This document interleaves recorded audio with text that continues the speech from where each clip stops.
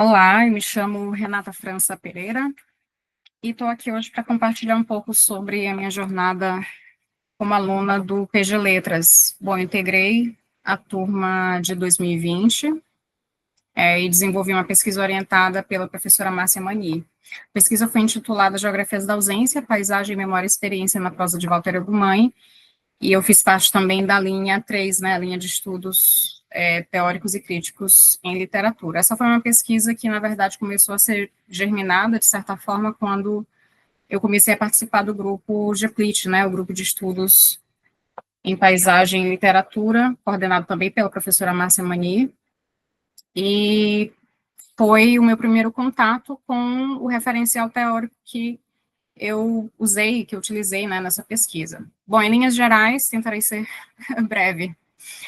Tive como objetivo geral nessa pesquisa analisar de que forma a memória se articula a experiência do luto, tornando-se fator preponderante na mudança da percepção da paisagem na obra A Desumanização, do português Walter Ugumãe.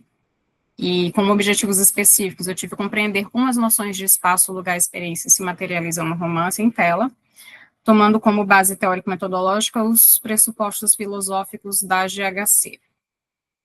Como segundo específico, eu tive elucidar em um diálogo interdisciplinar de que maneira a experiência do luto e seus desdobramentos se articulam com a memória e o esquecimento na obra selecionada, levando em conta a abundante produção teórica neste campo, e por último, examinar a maneira pela qual os personagens do romance atribuem à palavra a função de mecanismo espacializante de representação e elaboração do luto. Um pouco sobre o autor, o Walter é um autor bastante lido aqui no Brasil, né?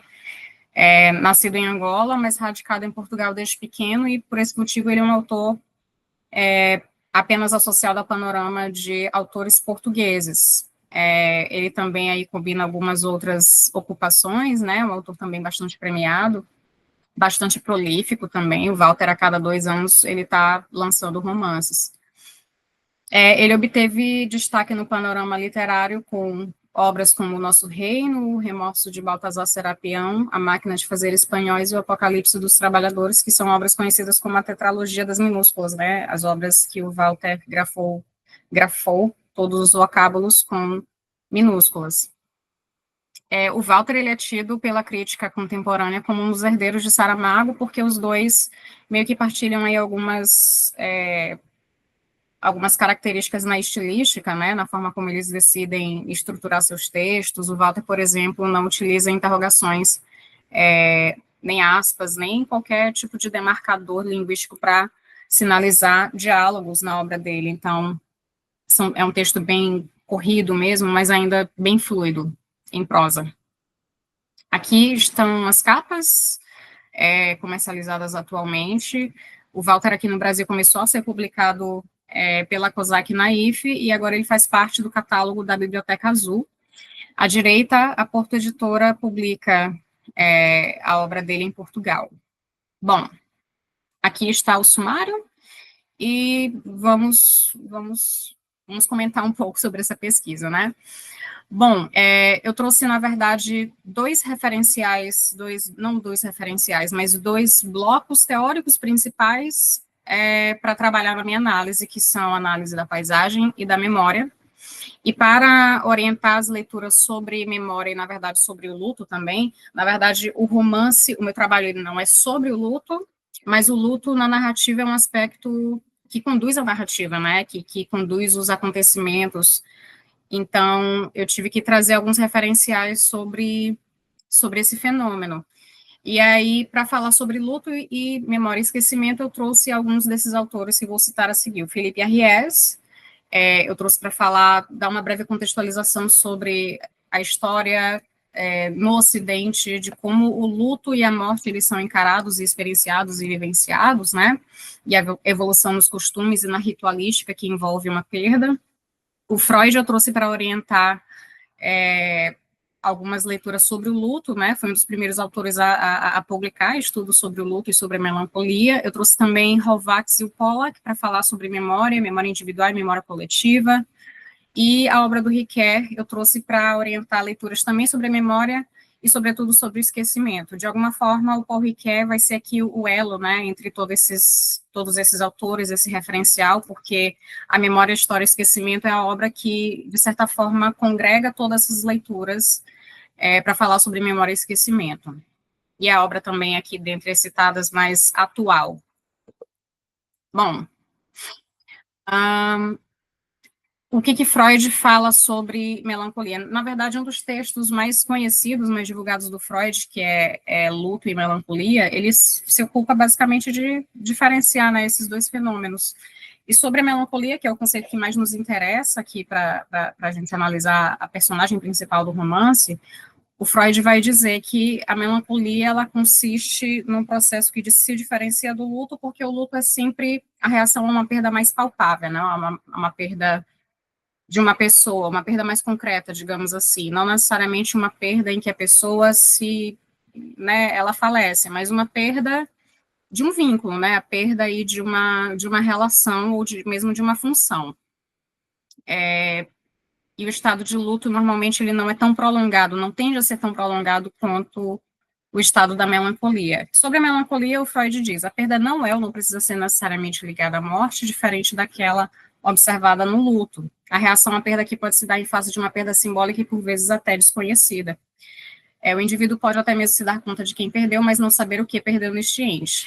E aí o Freud vai trazer também algumas colocações sobre o que ele chamou de trabalho de luto, né?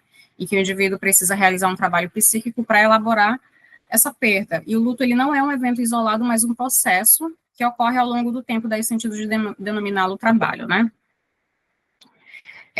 O Ricoeur traz em sua obra alguns apontamentos sobre memória e esquecimento, e ele fala que a memória não é uma lembrança inerte do passado, mas uma força dinâmica que molda a nossa compreensão de nós mesmos e do mundo que nos rodeia, né? A memória para Ricoeur envolve um processo interpretativo ativo, permeado por seleções e reconstruções que conferem significado às experiências. Memória e esquecimento operam de maneiras ativa e passiva.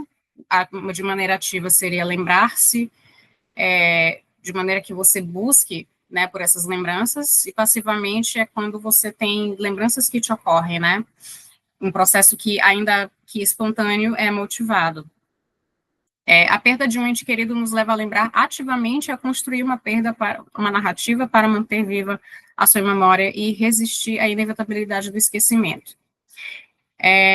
O esquecimento é, ao mesmo tempo, veneno e antídoto. Se, por um lado, ele é dado como um dano à confiabilidade da memória, o esquecimento né, ele é sentido como esse dano à memória. Por outro lado, o esquecimento é fundamental tanto para a crítica histórica proporcionar um necessário distanciamento e perspectivação dos eventos, quanto para o indivíduo ao possibilitar que o aparelho mnemônico escolha e perpetue novas memórias. O Ricoeur, ele trabalha bastante, com bastante frequência na obra dele, essa ideia de esquecimento e memória, eles não são processos, não são noções antitéticas, né, não são noções psíquicas ou cognitivas antitéticas, mas sim complementares. À medida que você constrói novas memórias e você precisa de um espaço para né, guardar todas essas memórias, o esquecimento, ele tem um papel importante nesse sentido, né? É a partir do esquecimento que você consegue ceder espaço para novas memórias, de acordo com a obra do Ricoeur. E aí o Freud trouxe na obra dele a noção de trabalho de luto, que foi retomada pelo Ricoeur para fazer um comparativo com a noção de trabalho de memória, né? De alguma forma, os dois vão ali ser mecanismos de defesa ou de proteção contra a melancolia ou contra o esquecimento. E aí eu trouxe também o texto do Rovax, A Memória Coletiva, porque no romance que analisamos nessa pesquisa, essa perda, existe uma perda, né, de uma criança que é sentida nos âmbitos individual e coletivo, então foi uma obra bem essencial nesse sentido. O segundo capítulo teórico foi sobre o espaço, né? E aqui eu trouxe a GHC para orientar os nossos achados.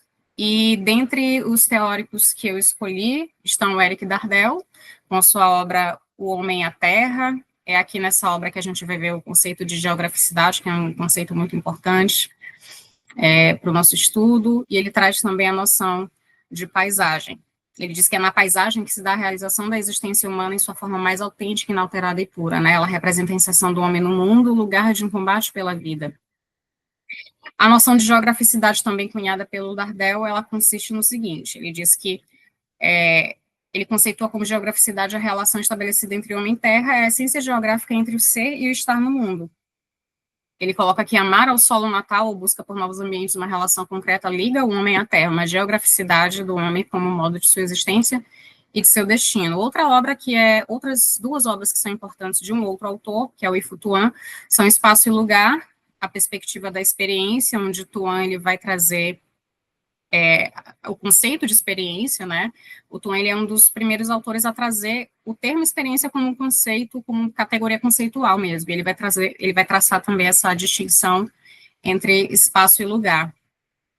E também tem a obra dele chamada Topofilia, que é uma obra bem importante para o nosso estudo. E ele vai dizer aqui que é na experiência que a gente consegue distinguir as noções de espaço e lugar. O espaço é mais abstrato do que o lugar. O que começa como espaço diferenciado transforma-se à medida que o conhecemos melhor e dotamos de valor. Né? As ideias de espaço e lugar não podem ser definidas uma sem a outra. A partir da segurança e estabilidade do lugar, estamos cientes da amplidão e da liberdade da ameaça do espaço e vice-versa. Então, dotar esse lugar de valor, de um afeto, seria transformá-lo num lugar. Né? Ele também traz aqui as noções de espaciosidade e apinhamento. E aqui alguns achados que a gente vai falar um pouquinho já no capítulo de análise, né?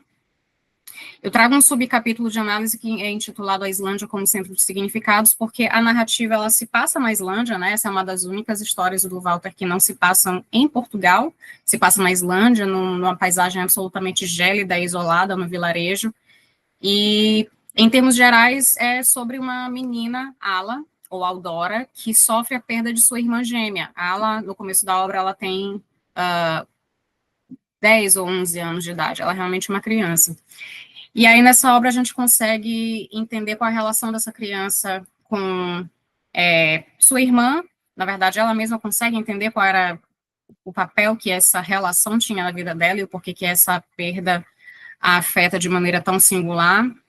E a relação que ela também tinha com os seus entornos, né, com sua casa, com seus familiares, com o vilarejo, a comunidade em que ela se inseria, e assim, e também com a Islândia, a própria Islândia, né, o país. É interessante a menção da Islândia como um comparativo com uma ideia de divindade nessa obra, né? Eles tratam a Islândia como Deus. Aqui nessa citação, a gente tem uma fala da Sigridur, que é a irmã de Ala que faleceu, né? Sigridur achava que Deus era o corpo deitado da Islândia, né? Aqui uma citação que vai falar justamente sobre essa importância da Islândia enquanto referencial divino, digamos assim, né? Eles tinham também um lugar chamado a Boca de Deus, em que muitas das ações mais importantes no enredo, elas se passam, e a Boca de Deus é um lugar, é uma espécie de espaço em que você deposita coisas, né, uma espécie de penhasco, em que as pessoas atiram pessoas, memórias, uma espécie de depósito mesmo mnemônico. A noção de que esses lugares sagrados representam o centro, o eixo, o umbigo do mundo é fundamental na compreensão da sacralidade do local, não apenas da Boca de Deus, mas como da Islândia como um todo, né? Um outro subcapítulo que eu tive na minha pesquisa, intitulado Da Imensidão das Águas ao Asilo do Lar, as figuras materna e paterna. A gente tem um pouco sobre como esse pai e essa mãe, eles viviam essa perda e como a gente consegue perceber de maneira quase que antipética como essa experiência do luto e o trabalho do luto de cada um e o trabalho de memória de cada um operavam de maneiras distintas, né? Existe uma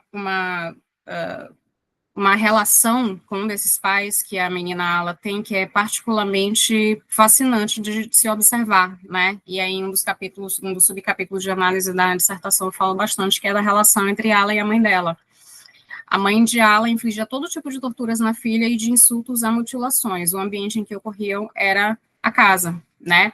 Então, a casa se tornou, a partir dos conceitos cunhados por Tuan, um lugar de apinhamento para a pequena Ala. A relação entre as duas é marcada de hostilidade, tornando lá um espaço de ameaça e insegurança para ela. O lar, anteriormente disse Helf, considerado centro de significados, passa a ser percebido pela personagem como um lugar sem lugaridade, pois existe uma ausência da capacidade de lugar, ou seja, da constituição de lugar. Mas a gente vai percebendo essa mudança na percepção da pequena Ala dessa casa como de maneira muito sutil, né? A casa inicialmente é um lugar de memórias para ela, um lugar que ela se conectava com a irmã gêmea, tinha ali resquícios dela por todos os lados, e por outro lado era um lugar de agressões e um lugar de muitos conflitos. Então, aos poucos, a gente vai enxergando como essa casa se torna um lugar de apinhamento para ela. Os lugares de Eldora, nós vamos entender que, e aí a partir de uma noção muito importante que o Tuan traz em uma das obras dele, que é o conceito de lugar. O Tuan vai entender que o lugar não precisa ser necessariamente associado a uma configuração espacial.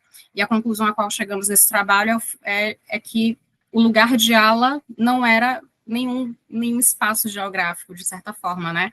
Mas sim um vínculo que ela tinha com a irmã gêmea. A partir da nossa compreensão da relação que ela tinha com seus entornos, com seus pais, e como essa relação foi influenciada pelo trabalho de luto e pela perda da irmã, né?